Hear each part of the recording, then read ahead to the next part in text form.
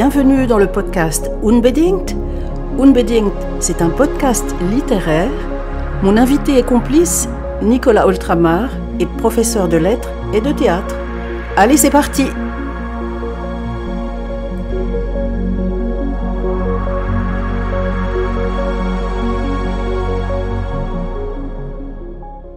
Chers auditeurs, chères auditrices, bonjour.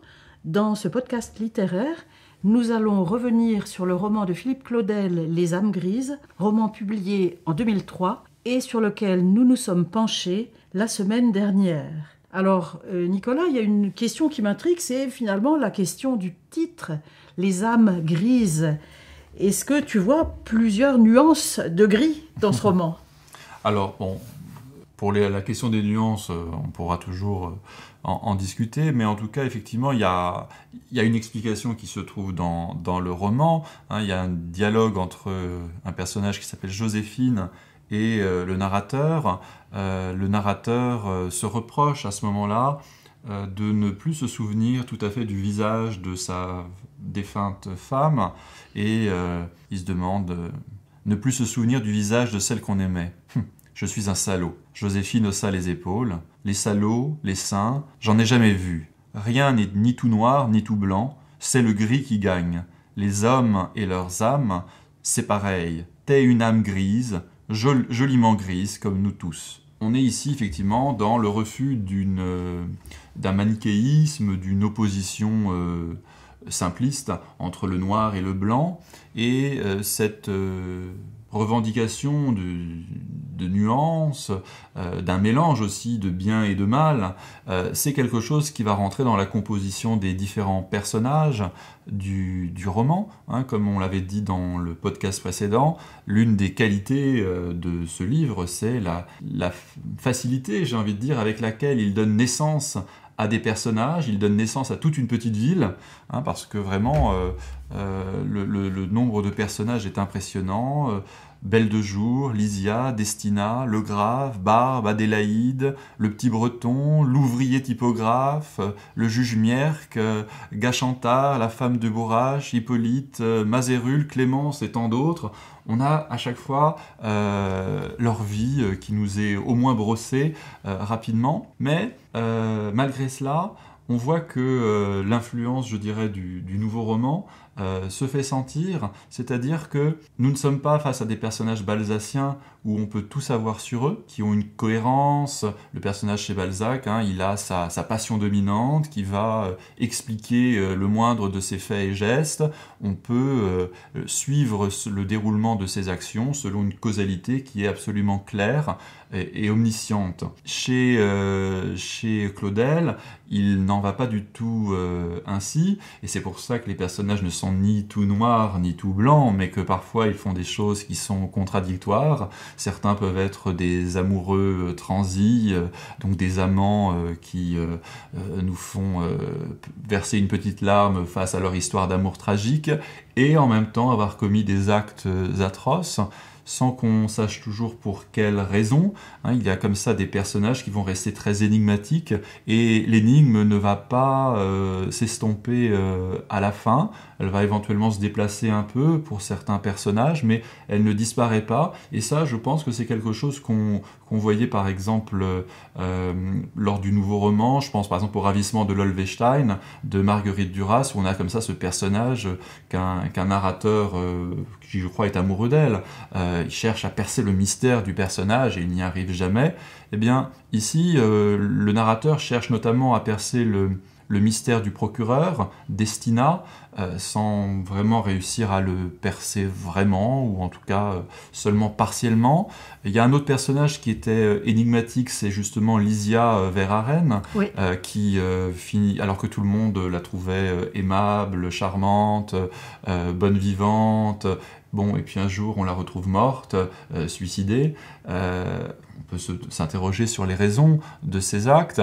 Et là, on va finir très très longtemps après l'épisode du suicide par trouver des explications qui nous font comprendre son geste. Mais au moment même où on nous fait comprendre les gestes de ce personnage, il en crée un nouveau, celui du personnage de Fabien, l'amoureux de Lysia, dont tout à coup, lui, on ne sait pas très bien qui il est. On voit que Lysia, elle, l'aimait passionnément, mais le narrateur fait semer le doute sur Fabien, lui, répondait-il vraiment à cet amour de la même façon, ou est-ce qu'au contraire, s'il ne lui écrivait pas aussi souvent qu'elle le voulait, est-ce que ce n'était pas le signe que chez lui l'amour était moins fort, et donc on a une nouvelle énigme qui naît au moment où on en referme plus ou moins une autre. Oui. Moi, la question que je me suis posée par rapport à cette histoire et à ces personnages qui restent, effectivement, comme tu le dis, il y a toujours une part d'ombre, de gris qui reste. C'est l'actualité de ce roman. Il a été publié il y a 20 ans. Nous en avions parlé, nous avons décidé de le traiter dans notre podcast et je me suis dit, qu'est-ce qui fait à l'heure actuelle donc l'intérêt de ce roman? Donc à première vue, il évoque encore certaines affaires de type l'affaire Grégory, c'était en 1984, un petit garçon dans l'est de la France qui a été assassiné et c'est un crime qui a été commis au sein d'une famille, alors avec des implications, des fils, des choses, tout ça, c'est très très tortueux. Et jusqu'à ces années dernières, le mystère de l'affaire Grégory n'a pas été élucidé. Il y a aussi l'affaire Mehdi, c'est une fillette qui a été assassinée et dont on n'a pas retrouvé le corps. Donc ça résonne encore quelque part. J'y vois un clin d'œil, un écho de ces affaires de justice. Et puis je me suis dit, il y a des publications sur la Première Guerre mondiale.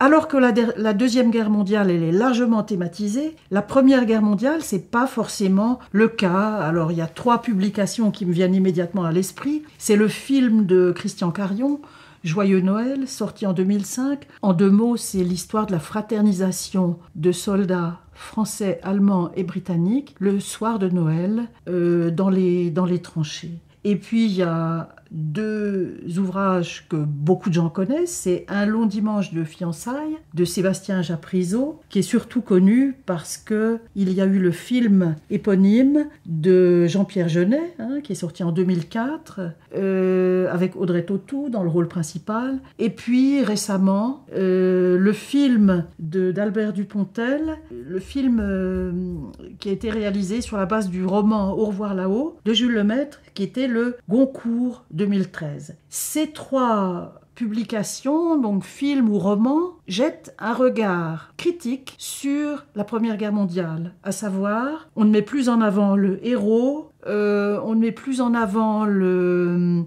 patriotisme, mais ce sont 3 publications qui ne sont pas toutes des réquisitoires, mais qui montrent la douleur, qui montrent la stupidité, l'absurdité de la guerre, et donc elles rectifient un petit peu le regard qu'on pouvait avoir sur cette phase historique il y a, je dirais, il y a 20 ans ou 25 ans. Oui, en tout cas, ça réactualise toute une littérature qui s'était, elle, développée à la suite de la Première Guerre mondiale, avec Les Croix de bois de Dorgelès, ou, dans une perspective beaucoup plus critique, Voyage au bout de la nuit de Céline, qui dénonçait donc l'horreur de la guerre. Ce qui est ici intéressant dans Les âmes grises, c'est toujours, pour moi, c'est vraiment toujours cette idée d'une collectivité qui cherche à tourner le dos à l'histoire, qui cherche vraiment à baisser la tête pour que l'histoire passe au-dessus, ou regarder ailleurs en espérant que l'histoire passera à côté et ne les touchera pas. Une sorte donc, oui, d'égoïsme naturel, humain. C'est d'ailleurs ce qu'on voit quand le narrateur, qui est donc gendarme, tu le disais, découvre le corps de la petite fille. Bon, ça ne l'empêche pas de se réjouir à l'idée de retrouver sa femme le soir, et de profiter de son bonheur conjugal à lui, même si il a juste devant lui le spectacle de cette petite fille innocente qui a été assassinée, s'il a le spectacle du comportement cynique et absolument choquant du juge qui regarde cette petite fille qu'il a pourtant vu grandir et qui la regarde comme un simple corps qui mange des œufs tout en faisant son enquête. Donc tout ça montre une sorte d'humanité qui est un peu repliée qui essaye en tout cas de se replier sur son petit bonheur à elle, en essayant de laisser le malheur des autres à la porte, et on voit finalement qu'on n'y arrive pas, puisque le narrateur va perdre le bonheur dont il jouissait, sa femme va mourir, et on nous dit à un moment que finalement il se retrouve tout aussi malheureux que les soldats qui reviennent du front blessés et qu'il côtoie quand même dans la ville. Donc finalement ils cherchent à éviter le désastre national en se repliant sur eux-mêmes, mais finalement le mal, pourrait-on dire, finit par trouver quand même son chemin jusqu'à eux et à les mettre dans un état similaire. Donc toi, tu penses que c'est moins la psychologie des personnages ici, puisque on n'est pas dans le roman balzacien, c'est pas une psychologie conséquente, mais plutôt une sociologie à laquelle s'attache Philippe Claudel. Moi, je trouve aussi que les corps racontent mieux l'histoire, donc l'histoire avec un grand H, que l'historiographie. Je dirais, ces corps maltraités, blessés, donc les corps des soldats, mais les corps des notables, les corps des femmes, ce sont des corps qui témoignent de l'époque, encore bien mieux que tout ce qu'on peut trouver dans les livres d'histoire. Et ça, Philippe Claudel, il essaie d'en rendre compte avec une écriture, j'ai vu quelque part dans une critique, l'écriture du terroir. Et c'est une écriture qui est parfois, j'allais dire, lourde, hein, avec beaucoup de descriptions. Je pense bien en particulier quand il évoque la nourriture. Donc là, il est très précis. On sait que Philippe Claudel, il a été très impressionné par la lecture du Voyage, Voyage au bout de la nuit de Céline, mais qui va évidemment pas essayer d'imiter Céline, mais qu'il essaie de rendre compte de ce moment de l'histoire dans un petit village, et c'est ça qui me fait poser la question de l'actualité encore de ce roman. Pour moi, ce serait plutôt une sorte d'actualité anthropologique ou plutôt psychologique, c'est-à-dire effectivement, pour moi, c'est une tendance de l'être humain de vouloir peut-être fermer les yeux quand les désastres de l'histoire se déroulent, de se replier, j'ai envie de dire, au niveau de leur vie privée, en oubliant le collectif et jusqu'à la nation, parce que c'est exactement le même schéma qu'on retrouve dans le rapport de Brodeck.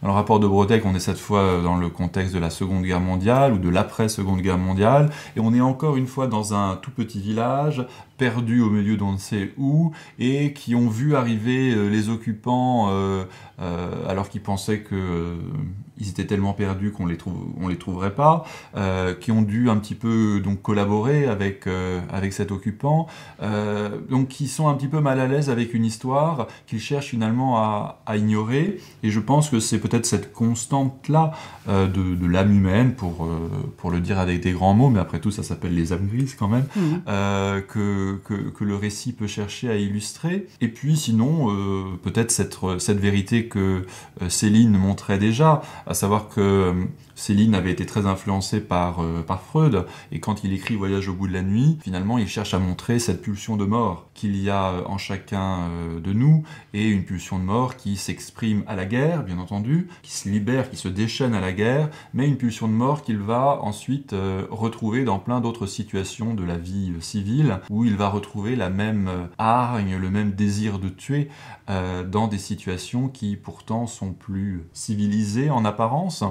Et c'est vrai que quelque part les âmes grises, ça reprend, je pense, ce parti pris. C'était donc pas un hasard si nous avons d'un côté du coteau des soldats qui s'entretuent, et puis de l'autre côté du coteau, comme par hasard, il y a des crimes immondes qui ont lieu, des personnages qui montrent toute leur part d'inhumanité. Oui. La seule grande différence, c'est que Voyage au bout de la nuit, lui, il cherche à aller toujours plus loin dans le noir, alors que les âmes grises, justement, il met, on va dire, un petit peu de blanc, quand même, des touches de blanc dans la noirceur. Donc nous ne sommes pas face à un roman aussi pessimiste que Voyage au bout de la nuit. On peut être quelqu'un de monstrueux et être en même temps un grand amant, un amoureux transi. Absolument. Et il y a un dernier point que j'aimerais bien évoquer avec toi. Je ne sais pas si tu vois les choses comme moi je les vois, mais à la lecture ou relecture de ce roman, j'y vois un intertexte ou des liens intertextuels avec, d'une part, Germinal. Alors c'est peut-être l'expression le grand rue, hein, c'est à la page 154, quand il évoque la révolte possible de tous ces gens, toutes ces victimes, et ça m'a rappelé Germinal. L'histoire de Germinal se passe fin du 19e siècle dans les mines, mais il y a une promesse de soulèvement, de révolution, il y a une promesse de collectif. Je ne sais pas si Claudel a cette utopie révolutionnaire qui fait que les petites gens, hein, ceux qui sont victimes des notables, ceux qui sont victimes aussi de la guerre, puissent éventuellement se soulever. Ça, c'est une des références intertextuelles. Et j'y vois aussi, alors là, c'est un petit peu plus éloigné, un clin d'œil au Grand Maulne d'Alain Fournier, aussi disparu pendant la Première Guerre mondiale, hein, Alain Fournier. Et le Grand Maulne, c'est l'histoire de la promesse, c'est l'histoire de Maulne qui revient et qui va élever l'enfant d'Yvonne de Galais qui est morte en couche, hein, comme la femme du narrateur. Alors bon, évidemment, ça c'est tout à fait subjectif, mais peut-être que tu partages mon point de vue, Nicolas. Alors oui, pourquoi pas, mais la question justement de l'enfant, c'est une question qui effectivement revient dans notre roman. Même si la solution ne sera pas du tout la même. Ouais. Mais on n'en dira pas plus.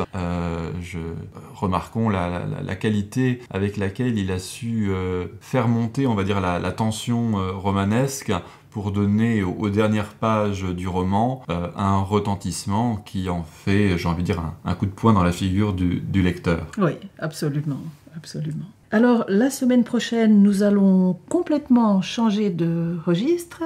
Oui. Nous allons nous consacrer au roman d'une autrice très connue, puisqu'il s'agit d'Amélie Nothomb. Et nous allons nous revoir la semaine prochaine. Chers auditeurs, chères auditrices, merci de votre attention. Merci Nicolas. Et donc, à la semaine prochaine pour un peu plus de gaieté, on va dire, avec Amélie Nothomb.